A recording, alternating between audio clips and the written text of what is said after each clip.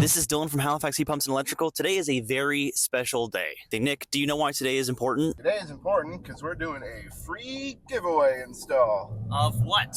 Heat pump, of course. Over 50 people entered to win a heat pump at our booth during the Spring Ideal Home Show this year, and Carrie Lynn was our one and only winner. And so we made our way out to Carrie Lynn's home in Cherrybrook, listening to music and having fun along the way. Hey. Once we arrived in Cherrybrook, Carrie Lynn and her husband Glenn came out to meet us and our owner Eric.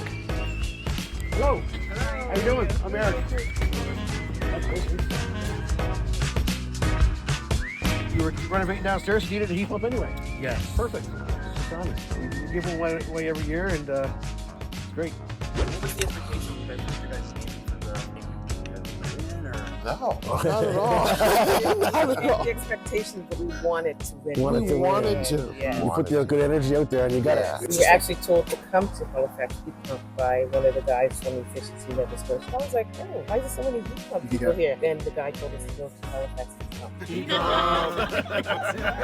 It is truly flattering. I am taking the head apart to get ready to put it up on the wall. This, I'm taking it apart so I can put it up. I put the bracket up first, and then afterwards I can put all this back together, the pipes and all that. So. Wires were then fed through the wall, and on the other side we had pilot holes drilled and the mounting bracket attached to the home for the outdoor unit.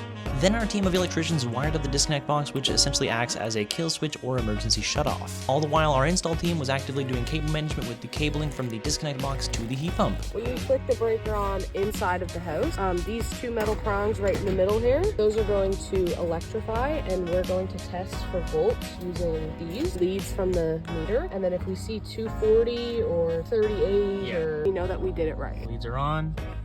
242. Here, Jordan is making sure the flare connections were tight and snug. This is what the indoor head looked like after being installed on the wall. Beautiful, obviously. Our team then installed some plastic tubing to make sure the wiring and other sensitive parts were protected, as well as spray foaming the hole to insulate and create a tight seal between the basement and outside. Even more covering ducts, and then Austin and Jordan brought over the outdoor unit and mounted it on its bracket.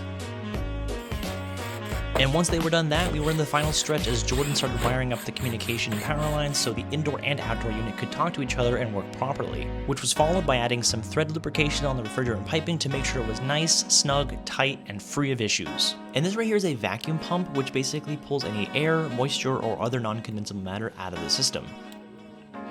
After that, it was just a few more finishing touches before we were done, and we had a beautiful indoor and outdoor unit installed.